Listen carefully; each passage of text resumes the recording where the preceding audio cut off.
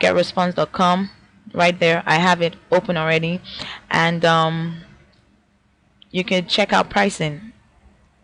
You can check out the features, but I just want to take you straight to the pricing. So I show you the different packages that they have to offer for you starting out your list.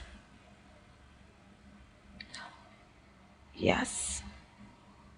So now they have if you, for up to 1,000 subscribers, you pay $15 a month. For up to 2,500 subscribers, you pay about $25 a month. For 10,000 subscribers, $65 a month. And they have some more options. Show more subscribers right here. And 5,000 subscribers, 25,000, 50,000, 100,000. So basically, it depends on where you are right now in business. Now, if you're brand new and you're just starting out, I would advise you to just go with the most basic package, which is the 1,000 subscribers, because you're just learning, you're just starting to build your list and everything. So I advise you to just go with the most basic package, which is 1,000 subscribers. Now, if you're in business already and maybe you're not on the internet, but you have customers and you've been collecting their emails and their contact info, it may be you may want to see, okay, you may want to move all your customers onto this platform. So you will need to see how many customers do I have, how many emails do I have, and then you pick which package is best for you. But if you're new and you're just starting out, 1,000 subscribers, $15 a month, it's a really good deal. And if you pay for a whole year, you get an 18% annual discount, which is a really, really, really good deal. And so right now I'm going to take you through setting up your own account. Now, the great thing about GetResponse is that you can try it out for free. You can have a 30-day free trial, no strings attached. They don't need a credit card. You just try it out for free.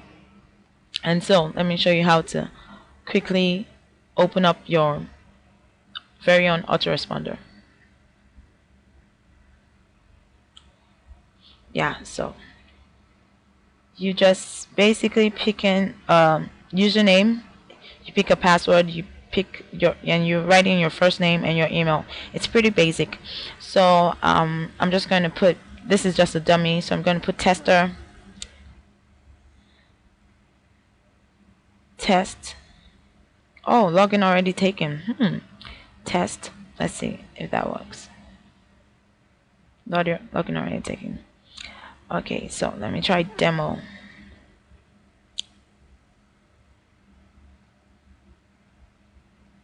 Taken. Alright, let me just write my name, tester. That's the name I'm going to use. Login. Blog demo. That should go. Yeah. And so I'm just going to put in a dummy email address. Well, it's not a dummy one. You have to actually put in a real email address. But that's an email address I don't really use. So I'm going to go ahead and just click create a free account.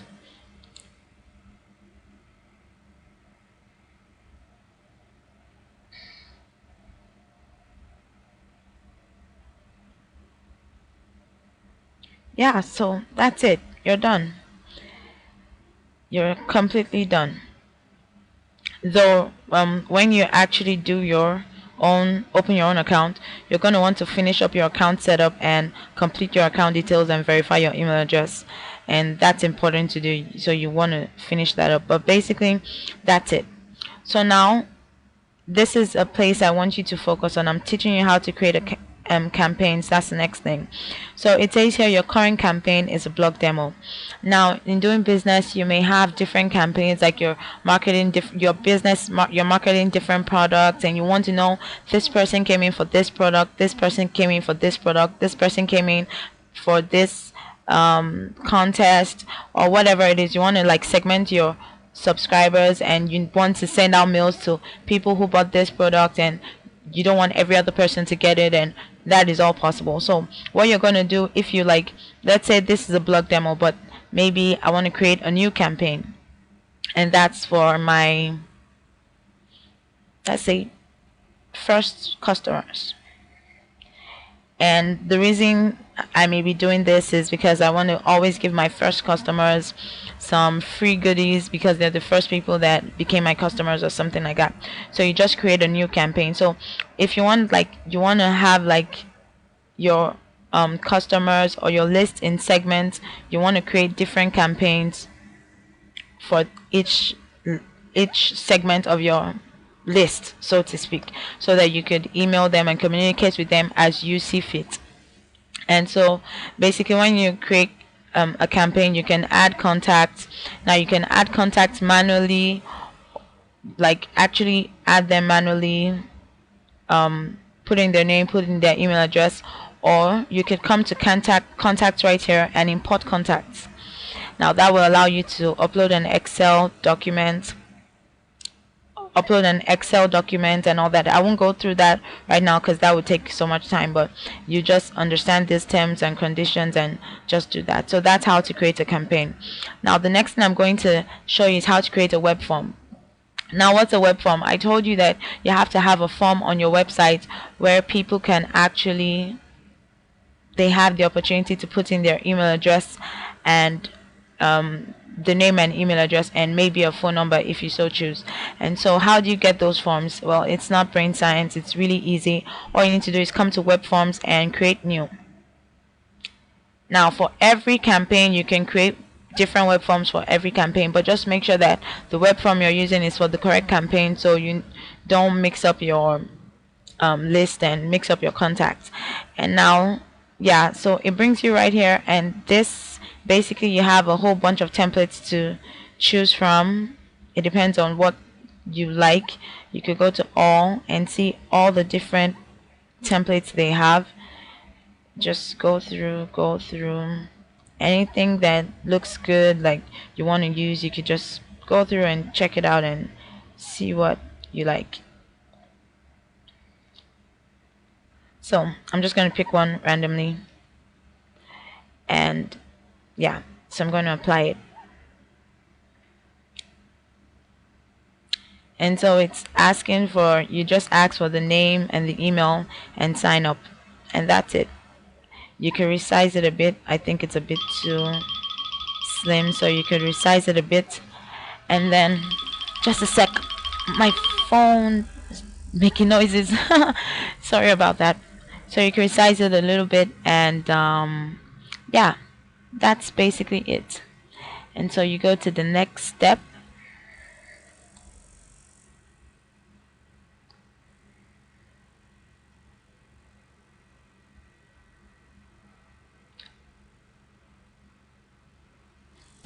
It's loading. Okay, and so web form name, you're going to want to rename this so you know exactly what web form, especially when you have more than one web form under a campaign, you want to rename the web forms. So maybe we could say my blog opt-in. Yeah, and this is a confirmed opt-in. That means when someone opts in, they'll have to go back to their email address to make sure they to verify that they want the information, and then they get the information. And basically you could just leave all this, take them to the default thank you page. You could, if you have like a particular page you want them to go, you could choose a custom thank you page, but I'll just go with the default thank you page or the custom thank you page. Staying on current page, well, it depends on you, but basically that's what you need to do. And next. Yeah, so you're done. Easy peasy. So this is a code you want. You could take it in HTML or you could take it in Java, but this is a code you want. So you just copy and then copy this code, and then you would paste it on your blog. This is the code that you're going to use on your blog, and you'll get that whole web form you created and have that at the side of your blog, so anybody that comes in there can see it and can opt in, and you have the opportunity to contact them often. So that's really good. So the next thing I'm going to be showing you is how to create your autoresponders, so to speak. So we're going to come here to messages, and we'll come to create autoresponder. Now this is create an autoresponder. Now this is like showing you like the first, this is like time based. So create autoresponder time based on day what. So you get to choose what day, on day 1, day 2, basically. So day 0, that means immediately someone um puts in their email address, they get an email from you. And that's actually the best way to go. No matter what, just leave it at day 0, because once they opt in, you want to send them an email right back and say, hi, I got your mail. And that kind of like gets people like excited, and they're more likely to open further mails from you. But you don't want to keep them waiting and they're looking for a mail from you, so it's best to send it immediately. And yeah, send message immediately. You make sure it's in the particular campaign you wanted, and then you create a new mail. Create a new mail. Now this will take you to, you put in a message name. Now the message name will appear in the list of your messages, but it won't be seen as your subscribers. So you can just see this is a tester. And then subject, this will be seen, subject, this will be seen by your subscribers. So you just want to put something that, your subject line is very important, because this will determine whether your subscribers actually open the mail or not. So you could say, you're in, I love you're in. It makes me feel like I'm a part of something. Now this is a really cool feature that GetResponse has, or any autoresponder really. You can personalize it. So personalize in that if they filled in their name, like I fill in my name, Pearl, and I put in personalize, the mail will actually come saying you're in, Pearl. And that's kind of like, wow, like it gives, when people, they say the sweetest sound to someone is their name. Well, this isn't a sound, but you get my drift. It's something really cool. So you could also add a bit of personalization to your mails, and then it's sending from you, and yeah, you go to the next step.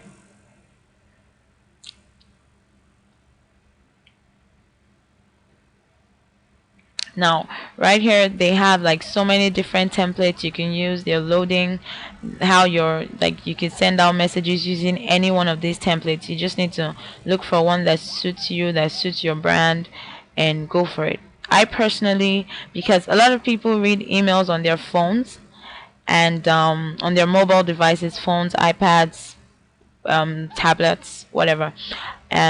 So I usually would go start from, you could pick any of these, but I'm just showing you what I do.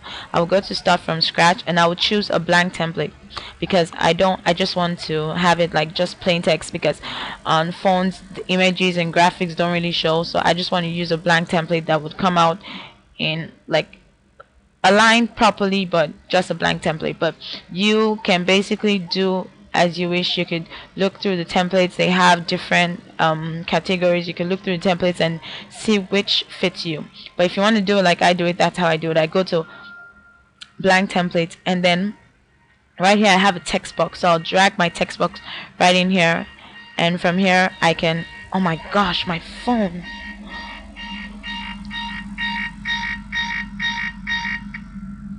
So sorry about that. And so so you could just type in your name. Hi, you can type in your message rather. Hi, this is good to hear from you. Thanks for opting in to my page.